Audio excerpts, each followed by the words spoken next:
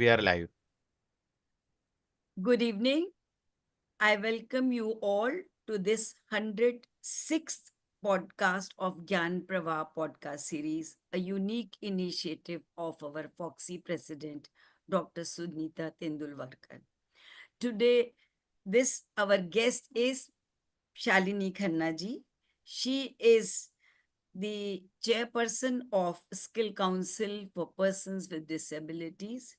I'll give the detailed introduction of her later. Before that, I would like to welcome our president, Dr. Sunita.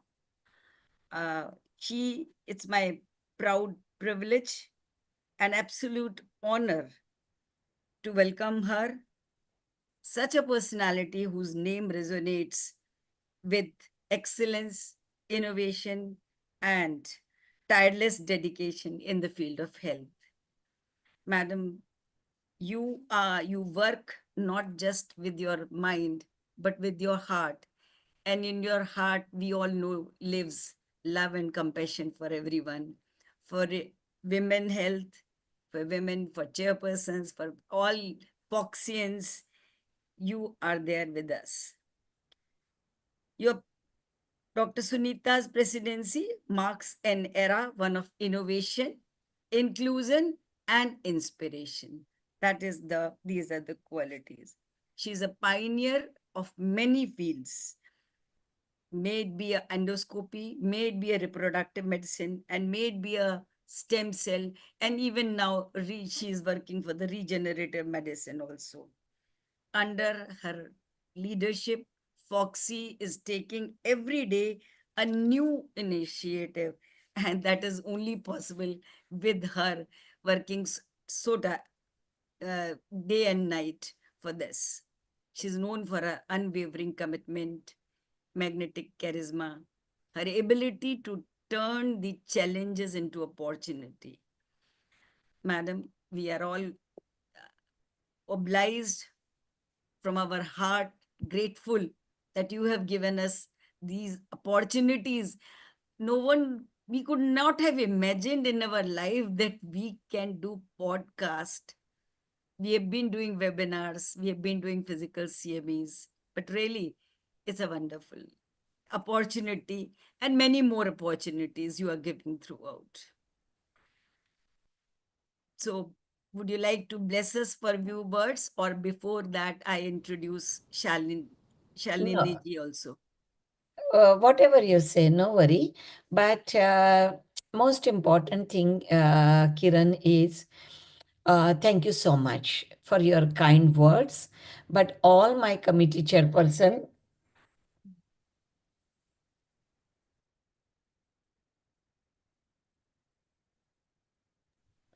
I'm sorry, it was an important phone call. I have to take it.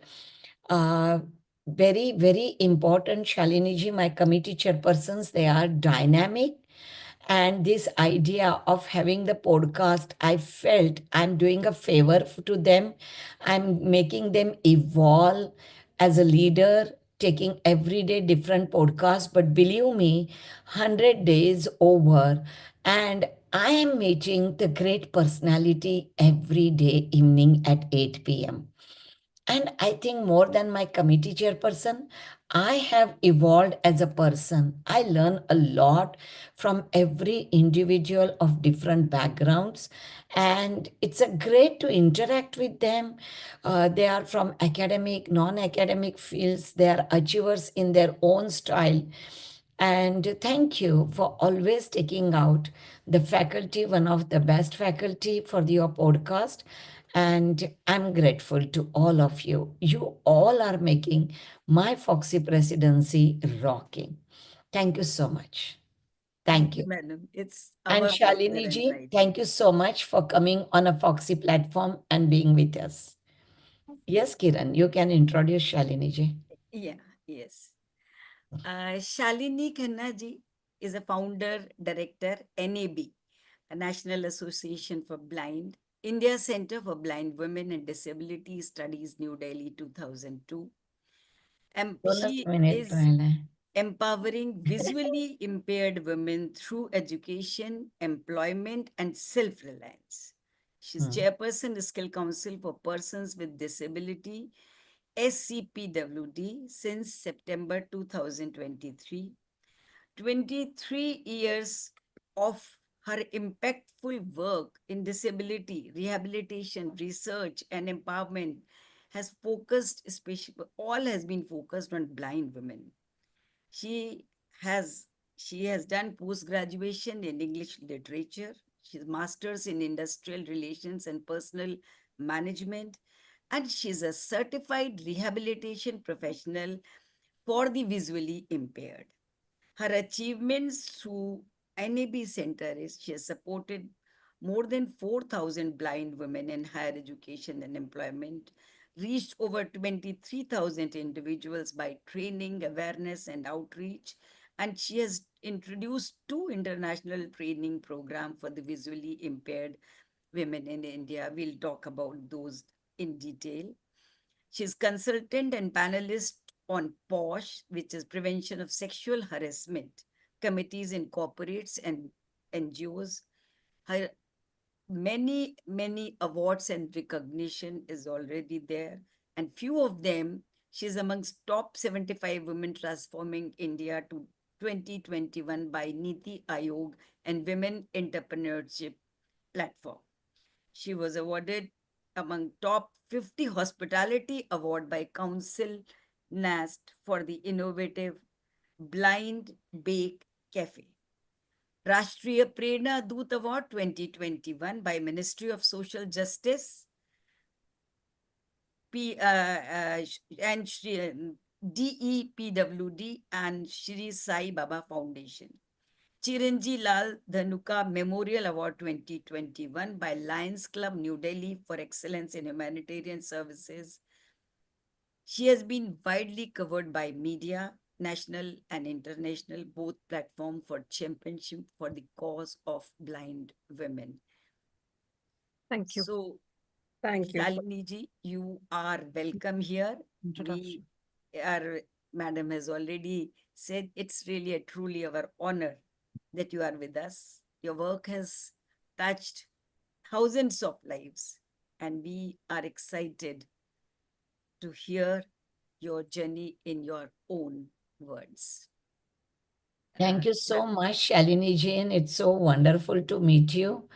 And that's what I say to Kiran, that every evening I meet the personality who teach us, we can learn so much from their life, their experience, their work, and we'll listen to your podcast from the viewers link.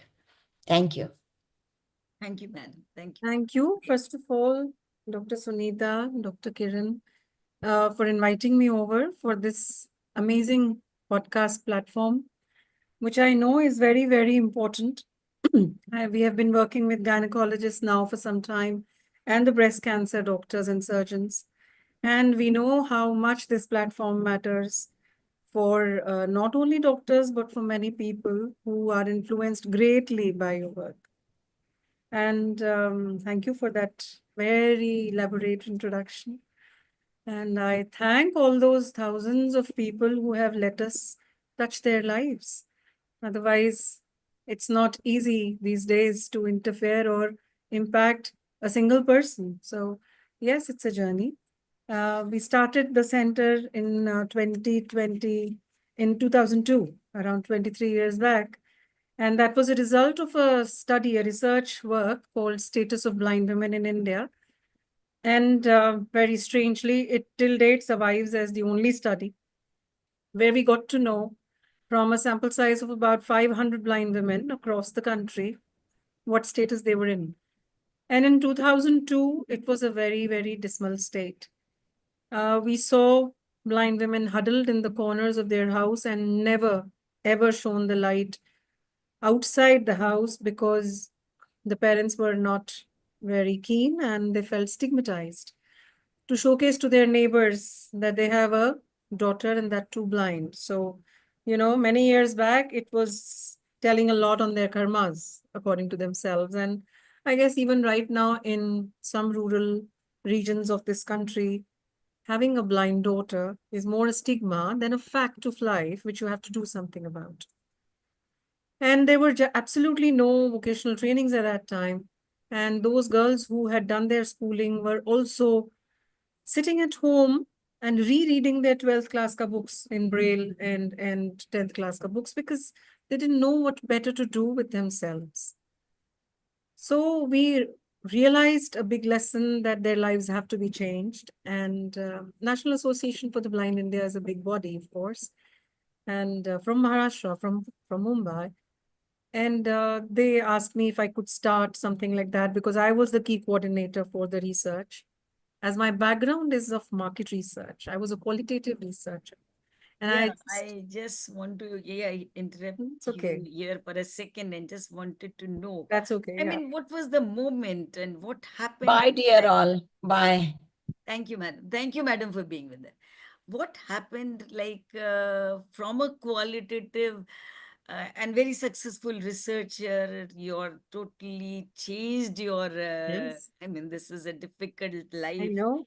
I am Actually, sure there must have been some experience or something, I some guess which thing you realized you already said few things.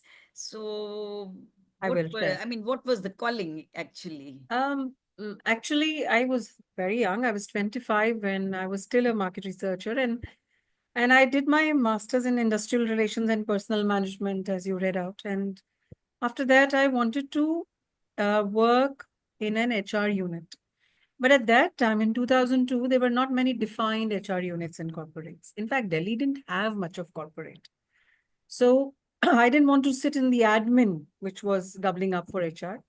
So my friend took me to the NAB school branch in Arkipuram in Delhi and said, let's volunteer, let's, see while you are waiting to understand what you want to do. And I was already a market researcher freelancer, so life had granted me this luxury very early, I must say, to, pick up work whenever I wanted to.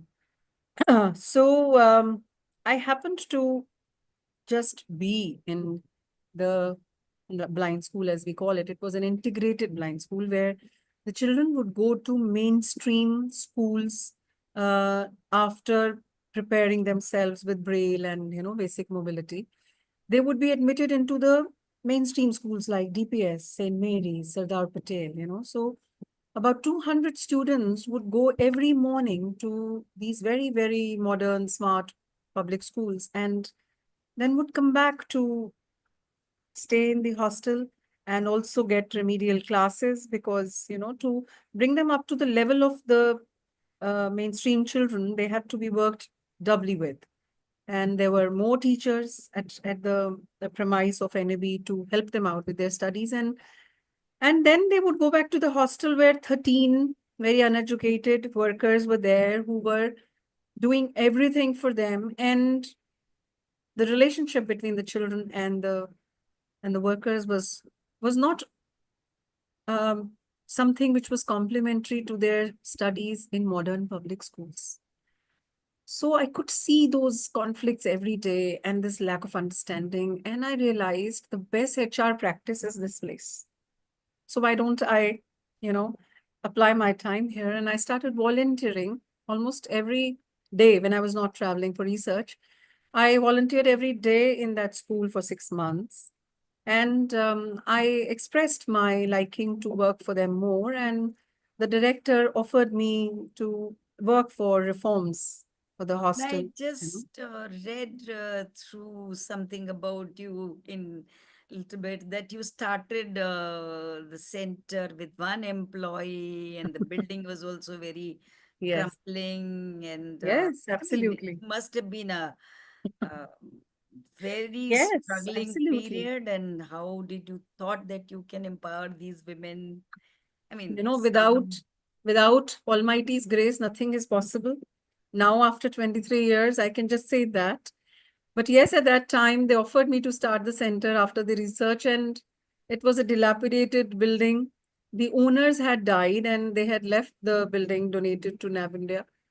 Though it's a beautiful bungalow location in Hoska's Enclave, if you have ever been to this space, and very green and beautiful, but it was in a bad shape. And NAB India gave us some money to, repair the building and all. But ultimately we had to raise the funds for ourselves, and then we had to make activities. We had to think of what we want to do, and that was the biggest challenge, I feel.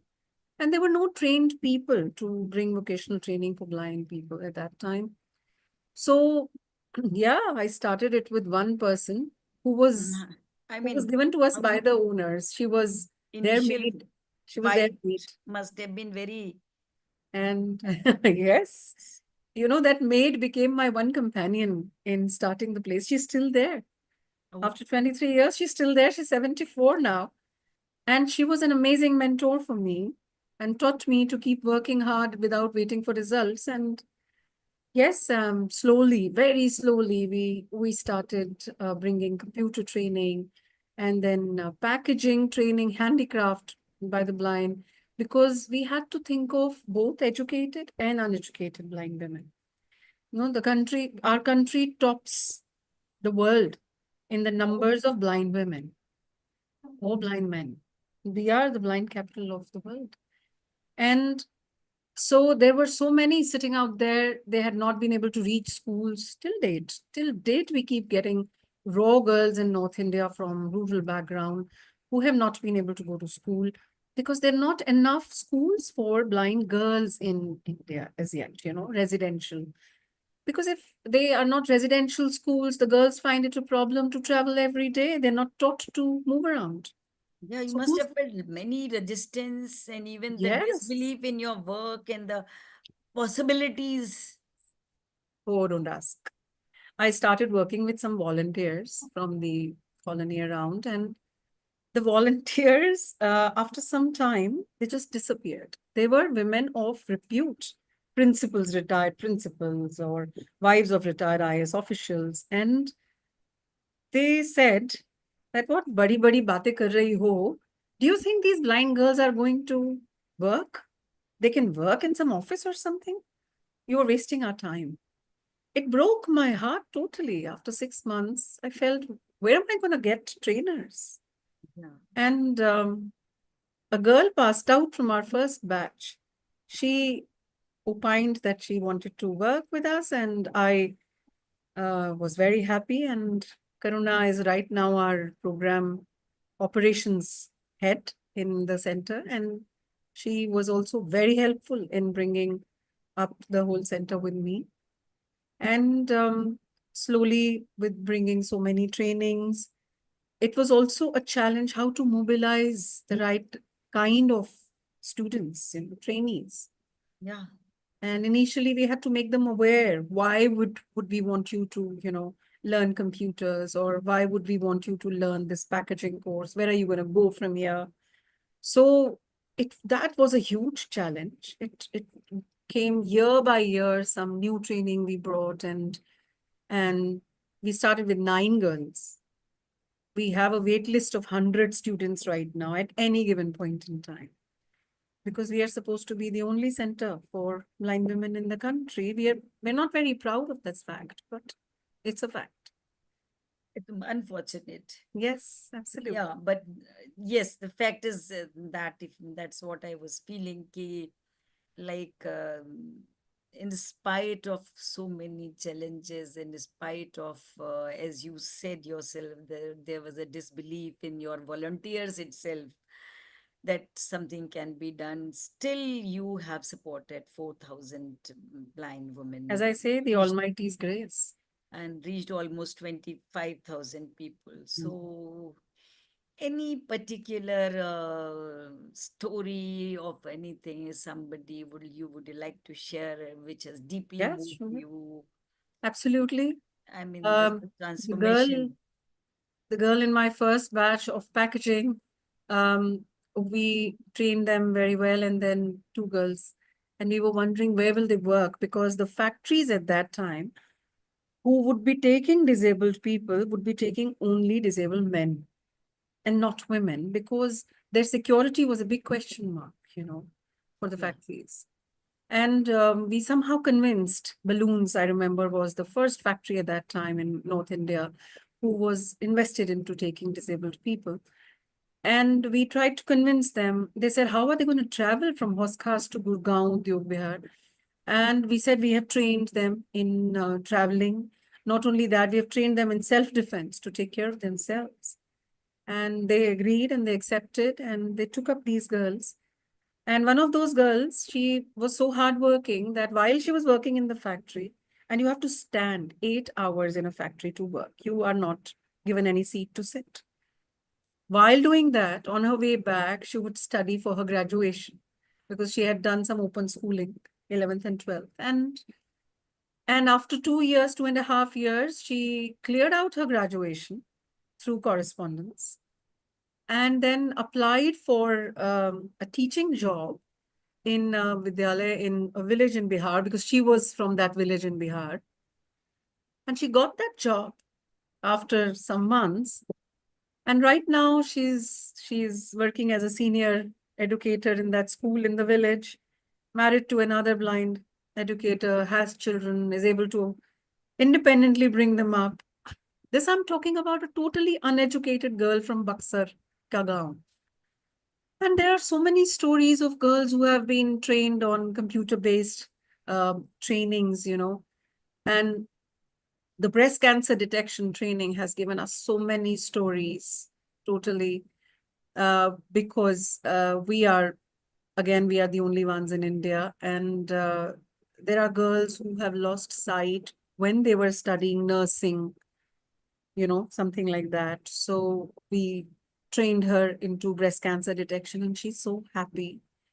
She is a single mother, and her son is now in college. She became widowed at 32 and then became blind. So she came to us at about 34. And then we started training her. Right now, she's a mentor for about 34 MTEs, we call them, medical tactile examiners. They're the assistants for breast screening. And she gives talks in corporates. Today also, my whole team was at National Australian Bank for screening of about 100 women. And she was leading the whole program. She's going to be on TED Talk next month. And she's been invited. She's a totally blind girl. And Yeah, I mean, when you say this, one thought comes to my mind that there are still people in our society who, though of course it is difficult, they're still accepting them and giving them some chance so that maybe by Almighty grace or maybe whatever yes, it is we call it, but at least there's some humanity, some compassion is still present. That's uh, absolutely. good to hear. I mean, I feel. Absolutely. Without the society's help, we would have been nowhere. So, be it societies, be it employers who were slow in accepting, but they accepted. We are able to, we take a batch of 35 in one go in one center, for example. And so we take about 4 batches in a year. And we are able to employ about 60% to 70% of our girls in private employment, not just in banks or something. That is also there. But without the society's help, we wouldn't have been able to do anything. Till now, the center is totally working on philanthropy and we don't take any government grant. So can you imagine? And now we have centers in Orissa, in Vishakhapatnam, we're opening in Kolkata. And people have been really able to help us. And doctors, I must thank them. The fraternity is also sitting here, I am sure. We are very thankful to Dr. Mandeep Malhotra, the breast cancer surgeon, or Dr. Pandav, the iodine man of India. He's the Padma Shri awardee. He's on a board also. Dr. Kanchan Kaur of Medanta. Uh, Medanta is our internship place for all the breast cancer girls, the screening girls. So I can't really thank people enough for all the support. And now Blind Bake Cafe would not have been possible if the Yeah. audience would not be coming in to eat out of their hands. Yes, yes. I'll come to that and I like to know more in detail. But before that, I was just thinking when these girls must be coming to you initially, they must be very unsure and hesitant. that how the someone will be ready to take them to the real world and accept them. So do you do some like Yes, counseling and that yes, part? absolutely. Psychology also have to be, Yes, so that absolutely. they accept this, because some people are very good accepting, some might not. You're so right. You're so right. You know, when the girls lose their eyesight due to retinitis pigmentosa at a later age, say about 16 plus or 17 plus. Our first student was a glaucoma sufferer who had lost her eyesight at 18 because of glaucoma. They feel their world is over Mhm. and they are the only ones in the whole world who have gone blind. And we have to do some trauma handling every day, almost, you know, for the first few times, for the first month, we have to handhold. See, they go through broken marriages because of losing sight, you know, and some are single mothers. The husbands have left them because of, you know, they feel that you have given me a blind child, you know, this problem, you have gone blind. So there's a lot of trauma handling that we do, and our trainers are you know, given a basic course in counseling so that they are able to handle people who are already in trauma or who are slow movers. You know, it takes time. Of course, the women who are born blind, who are blind from birth, you know, they go through less trauma at the time that we take them. We take them after 18 years of age. But those who have just lost sight, say 16, 17, 18, it becomes terrible for them. And they also go through some cognizant issues. You know, I'm reminded of a girl, Reena Bhatia, if she's ever listened. Reena came from a fine family and she had suffered this dropsy, if you remember. It had happened due to mustard oil. She had gone to a coma, and when she came out after a month and a half, she had totally lost all her senses. She couldn't hear properly, she couldn't walk properly, she could not see at all. And she was already in the second year of graduation, and the parents had to really work hard to bring her to some kind of worldly understanding. And then they brought her to us. She used to go through so much epilepsy attacks that we could not even think कि करेगी क्या बाहर कैसे भेजेंगे इसको, you know.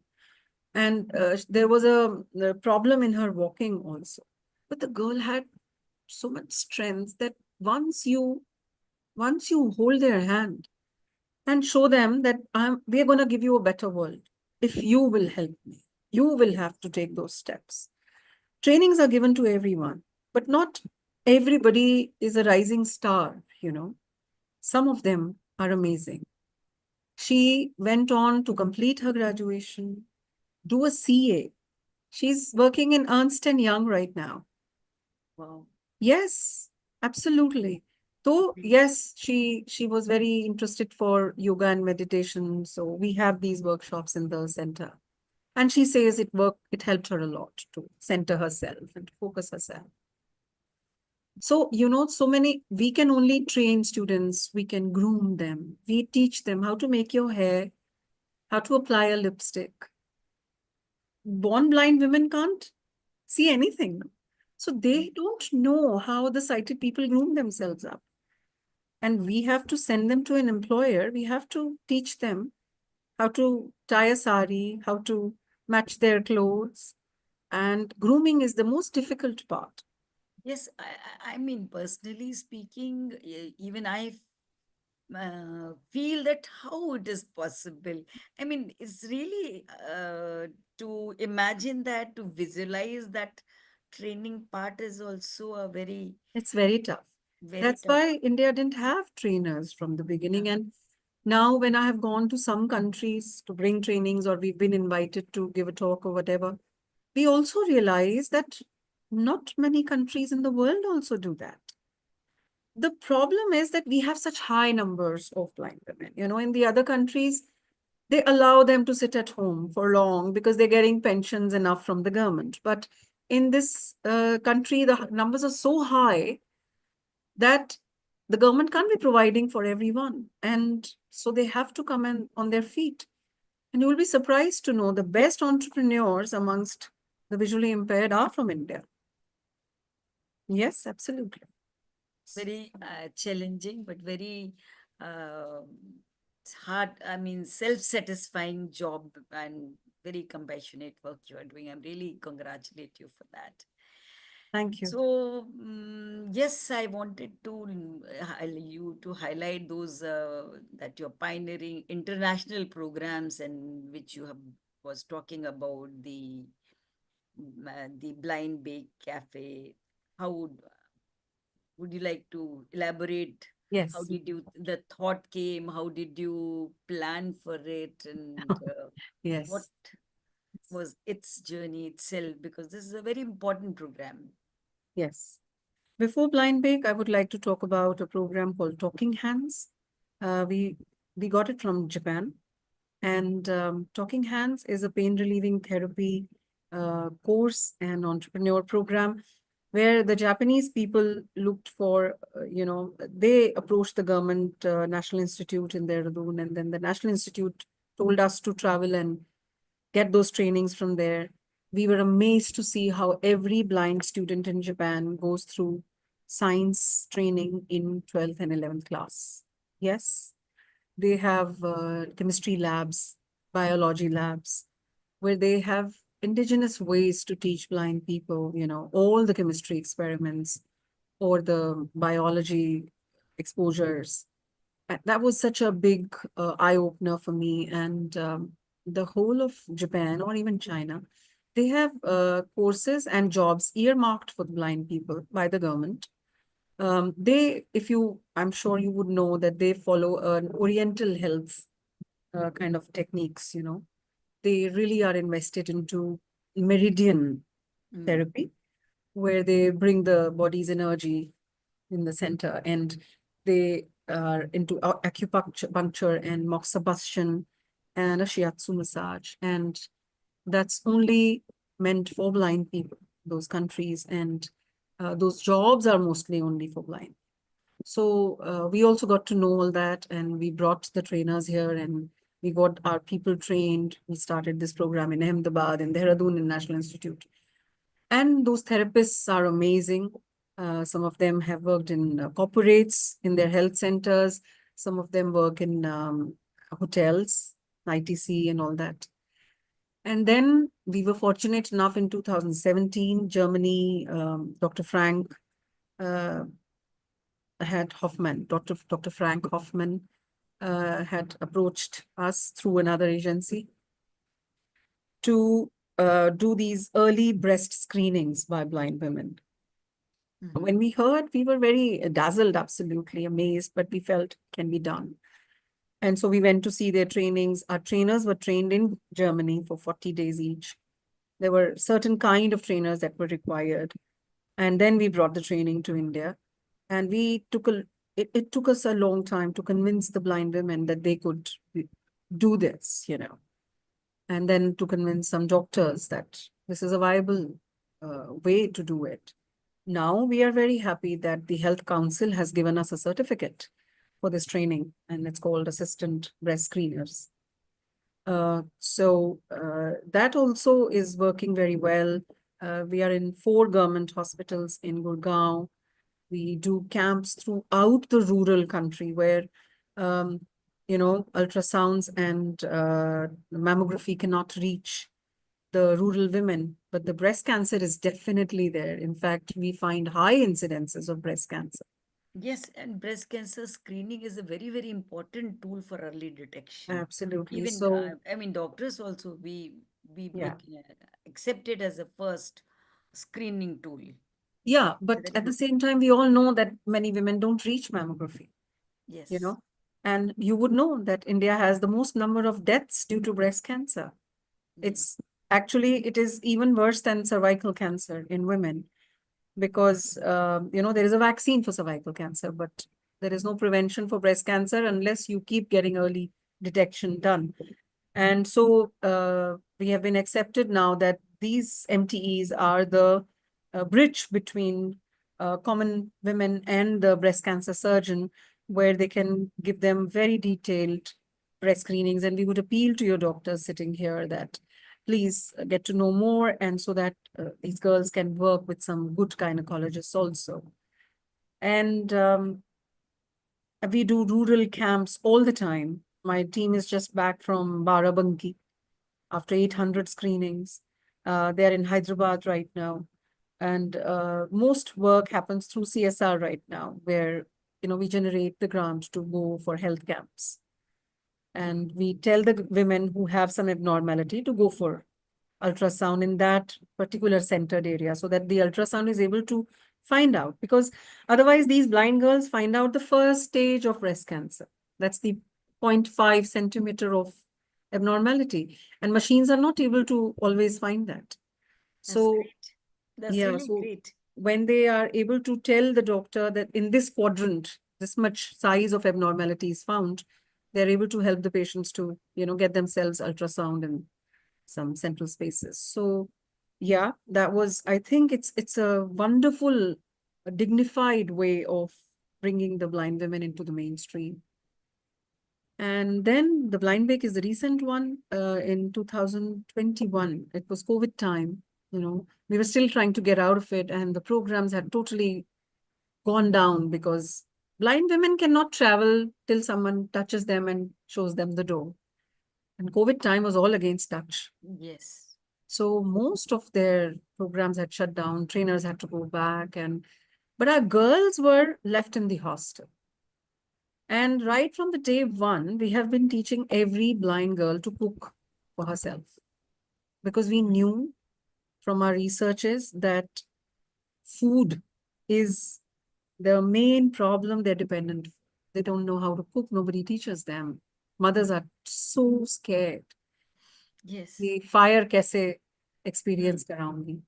So we used to teach every blind girl cooking, and during that time, some girls of ours who liked cooking, they said, why don't we try opening a canteen for our own selves, a small canteen, our staff?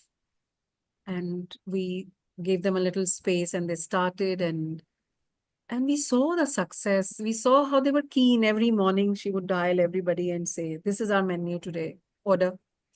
So, that whole keenness and the sincerity showed us a path. And a Nepali girl, she called us from Nepal and said that I have heard that you train in baking. So would you train me? I want to come back and open a cafe in Nepal. When she came, we got an idea. We have a lawn in the center, and my husband said, why don't you start putting these women out and invite the common people around to come and try their cooking? And though I was very, very skeptical, I thought the people are never gonna, come and eat from blind women's hands, because उन्हें लगता है ये service receivers हैं, providers कैसे होंगे? But we did a little launch in Hoska's Enclave, and people came, and slowly a lot of media started coming. Curly Tails came and covered us. And so the word started spreading, and people slowly, they started coming in, and the Blind Bake Cafe started working. And then Taj used to send their new inductees, for orientation for the first 2 days to go and do some social work, figure out. And one of those days, the HR head had come, and he tasted our cake, and he asked for the cafe in Taj, Mansingh. He said, Oh, your cake amazing. is better than ours. So we were very happy for this opportunity. I feel their life is all about opportunities. It's not so much about charity. It's about opportunity. You give them an opportunity, and they will take it to the next level themselves. So slowly we formulated a course in cafe management, and now we train many girls, boys. Then the next Taj Palace also came to us. And we also want to start this cafe for our staff. The staff is itself 1,000 people.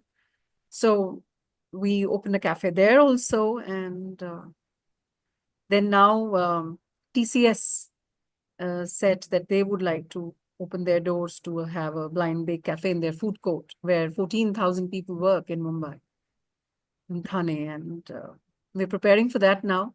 We should be anytime on the first week of June. We should be starting the Blind Bake Cafe there. We take pride in taking the Blind Bake Cafe stalls to corporates, to whoever invites us, so that more and more people become aware that, you know, they can turn the table around. They can be Yeah, service I mean, providers you too. actually believed in them and going beyond the conventional jobs, totally different jobs, and the creativity to think of these and implement these trainings and finally establish them. It's a real great job. Actually, um, I just want to share when I first saw this thing, Blind Bay Cafe. So I was just surprised, and from there I searched, and then I see. today's podcast is the Wow. result of that word only, Lovely. because it was very intriguing how these people are working and how much is this. So it's really a wonderful, amazing story. Thank you so much. I think um, people are so busy and so they have a lot of problems of their own. So and disability happens mostly in poor homes. Mhm. So their parents are not able to move their minds in a creative direction as to what can be done better, and they are so focused. A focus which we have to garner through meditation and through therapy and whatnot. Blindness centers all your energy in your hands or in your ears. Because if you realize that we all work mostly with eyes, everything, Mm. Mm. everything we do with our eyes Yes, mostly. yes. And so we get tired mostly because of this particular sense in our body. And those people, they don't use their eyes at all. And so their focus is so much in their touching sense or their memory or their, hearing sense, that be it talking hands, to feel the nerves and the blockages in the nerves, they actually can feel it and tell you, आपका BP high है, आपका sugar Mm. high है, you have to bring the BP down, or your head nerves are blocked and your vision must be getting affected. Yes, I hear these stories amazingly every day. Oh, And the breast cancer detection where they touch the smallest, they can figure out in the third layer of the skin the smallest minimum abnormality, or the measurements of bakery, which are absolutely precise every time with every cake. You know, it's mainly the focus which becomes their strength, and yes. they walk ahead with it. I can feel it. It's amazing story. I mean, really, uh, in conventional Indian tradition, we used to hear that कि वैद्य ने नाड़ी पकड़ के ये बता दिया. Just now when you said it, the thought came to my mind. Something like that must have been their specialization. कि Yes, वो nerve पकड़ के, artery पकड़, हाथ पकड़ के, they could have felt so many things. You just said they are it. taught by those Japanese people that हमारी body का हर nerve कहीं ना कहीं से जुड़ता है, of course. So वो ends को पकड़ के check करता है कि ये blockage है, ये चल नहीं रहा है ठीक से. So it's the total sensitivity, heightened sensitivity in their other senses, which makes them capable to do actually some stupendous work that we can't think. Very nice. Yes, so very nice. Now let's come to that something like as chairperson of this skill council for persons with disability, what you're doing, what do you feel the biggest gaps? Of course, some you have already discussed in your story, but if we discuss it, enumerate them in properly, then what do you see in that skilling ecosystem? What biggest gaps you see, and Yeah. also what I mean, I would like to know systemic changes you think are urgently needed to support, because this is a very important work. As you said, it is not a charity, it is an opportunity. So those who Yes. wants to do, I mean, how? to Sure. plan, how to do, because you are in that Sure. field? Uh, there are gaps, of course. First, in the awareness of the society, I feel, um, taking the disabled people as handicapped, that they are poor people and they cannot do anything, that kills their chances of winning their life with dignity. They also want to go work in employments and workplaces, but it's our lack of awareness that we are not able to understand how are they going to work. you Yes. know like most blind people these days are computer literate, but how many people know that? अभी भी लोगों को लगता है Braille में पढ़ते हैं, हम So नहीं कर actually, the सकते. gap is on our side. We Yes, don't know how to absolutely. I teach feel them, educate them, we train them. expect the people with disability to come and adjust with our systems. हम अपने आप को able कहते हैं, पर वो disabled से expect करते हैं तुम adjust करो. If we are so able, why don't we understand their concerns and their limitations and then make the world more accessible? So Yes. ultimately, accessibility is a challenge. I know people understand accessibility by making a ramp or the lifts which have a voice coming out these days for the blind people.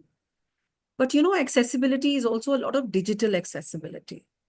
Like all our phones have a talk software mostly inside. When we put that on, the accessible feature, it talks. So all our blind women and men, they are totally trained on talk on the smartphone, and they work on it absolutely like you and me. They use GPS when they're moving around, they use Paytm, they use Uber, Mhm. but an employer doesn't know about all this. So they become very scared. How do I take them into my, employment? Um, of course, one can see a lot of deaf people these days in hospitality. You've seen them in hotels and cafes working around. But I saw in Japan, they have a university for the deaf, and they run graduation programs for the deaf in architecture. That the most of the work is graphic related in computers, and you can teach them everything. So, making a plan, and it's a creativity that you have to understand that this can be their best way. So I feel digital accessibility awareness at the stage of schools is required for every child. How does a blind person work? How does a deaf person work? How does an autistic child study?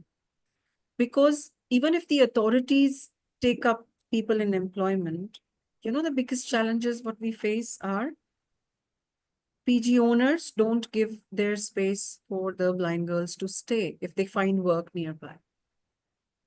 It is so disheartening. They feel that the other PG girls will not want to stay with them.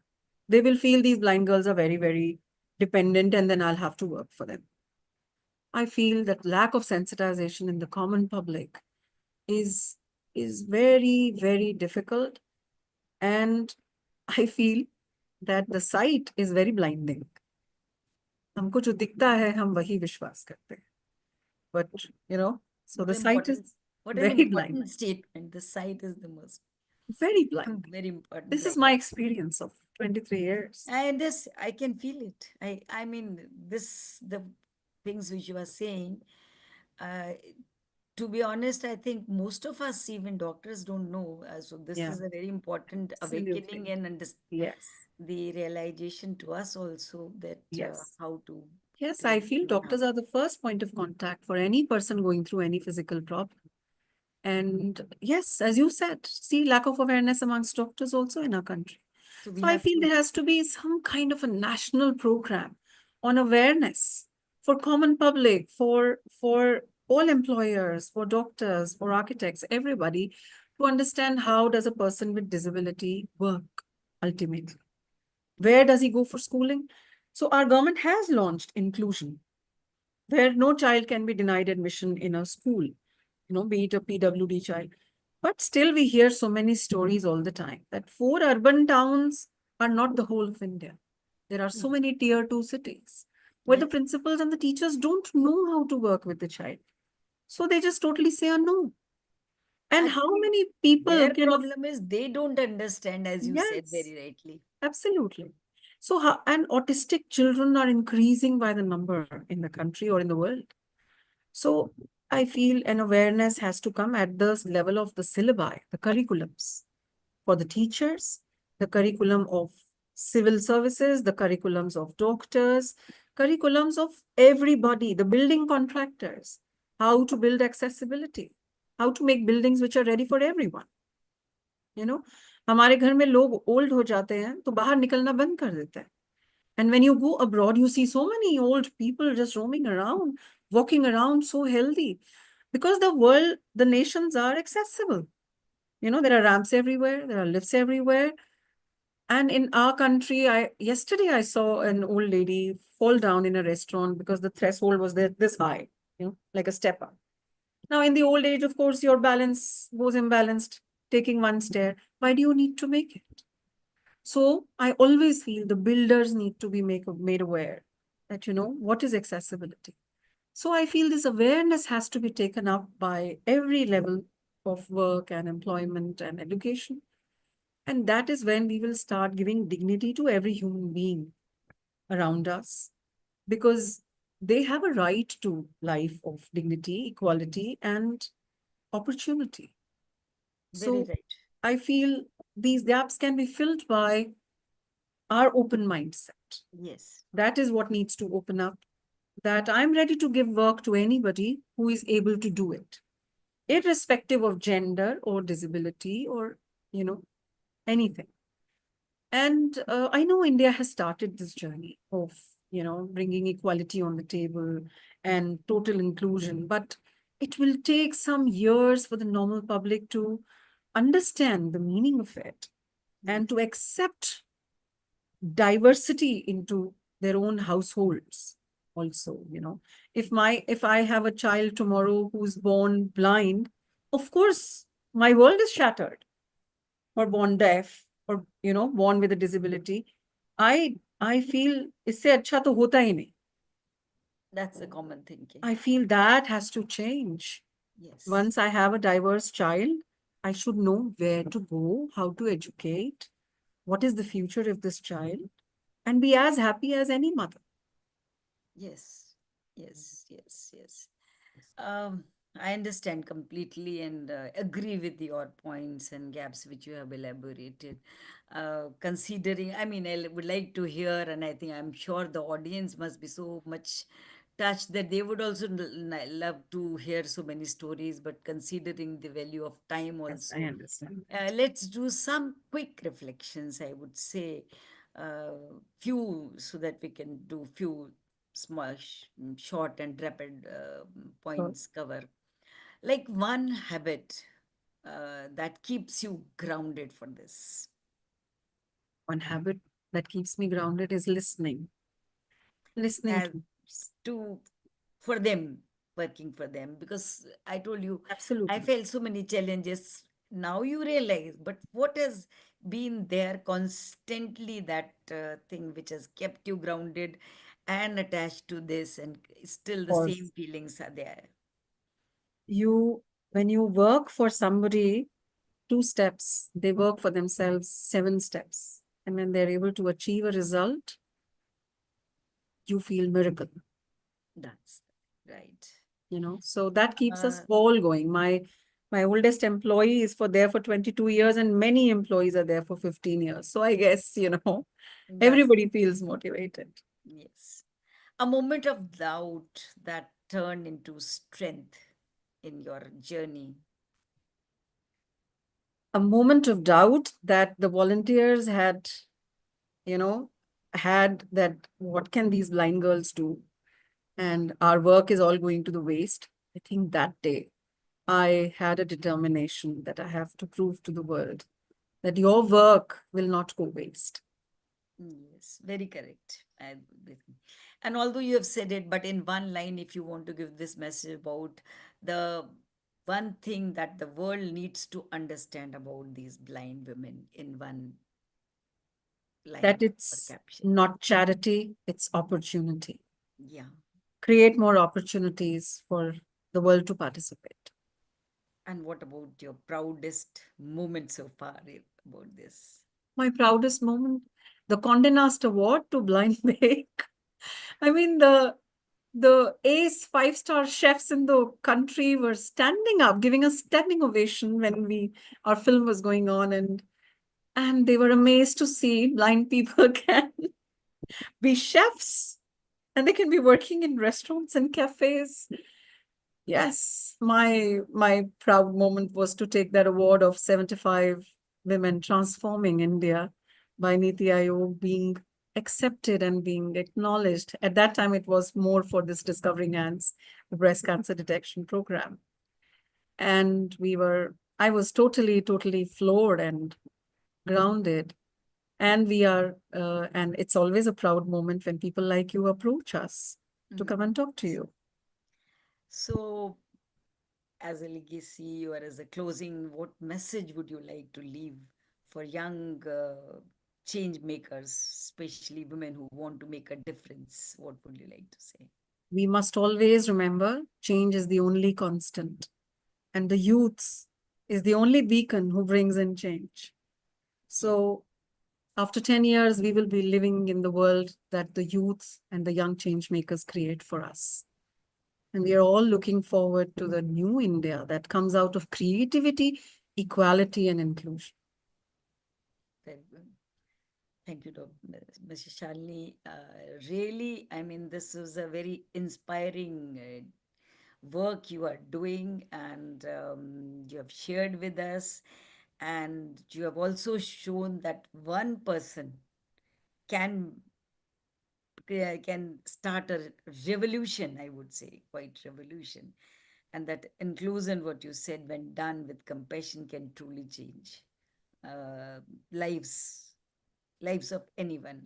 So that is really wonderful. And in fact, I would say our audience and I would personally also learned a lot Thank from this. And the because everyone feels ki what can they do? And the thought to that yes, they can do. We have to turn this opportunity into creativity is a very, very important thing. So thank once you. again, thank you for joining on this inspiring journey. A true visionary you are, I would say, who proved that even in darkness, one light can illuminate thousands of lives. And as I would like to use here the statement of Helen Keller, the only thing worse than being blind is having sight but no vision. That really, I mean, your journey has proved this, absolutely transformed the words into action or into things. Thank you so much. Thank you So so let's much for remember, being the such a inclusion good is host. not an act of charity, as you said, it is a path to collective strength. So until next time we meet, and I thank you for touching our hearts and everybody's, the audience heart. And I'm Thanks so much. sure everybody must be inspired to do more and to learn about this very important Thanks. aspect of the Thank you life. so much, Dr. Kiran, for bringing in very pertinent questions. And the world can't thank doctors enough in their lives, because doctors are the ones who preserve their lives, who protect lives. And we are also very thankful to so many doctors in our lives who have made these blind girls come to the center and brought Yes. awareness to a lot many people. And Thank here I would like everybody. to bring your notice to you that this podcast, I mean, like we in this our organization, which is Federation of Obs Gynae Society of India, this initiative which has been taken by our president, Dr. Sunita, Absolutely. this is itself a Stupendous. unique. Because of that, we are talking and learning about these things, and Amazing. we have almost 46, more than 46,000 members. And Wow. this podcast will be uploaded on YouTube. So those who are joining now or joined now, or they may later on, sometime when they get time, see, it will be always invaluable. So thank you very much. Thank you so much. And thank to all your viewers also, and all the doctors participate. Thank Thank you so much, Dr. you. Kiran. Bye. Bye. Thank you. Keep doing. Have a great time. Keep doing this good work. Okay.